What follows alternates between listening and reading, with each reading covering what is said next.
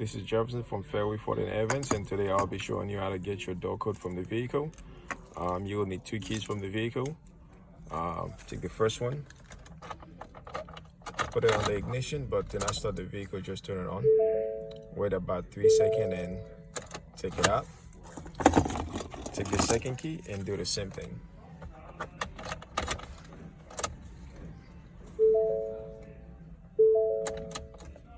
And last one, the first key you had before, and there you go.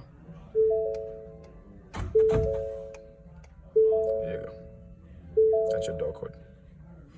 And now, if you need to change that door code, all you do is come here. It says vehicle and door keypad. You'll put the one that was there, which was 71735.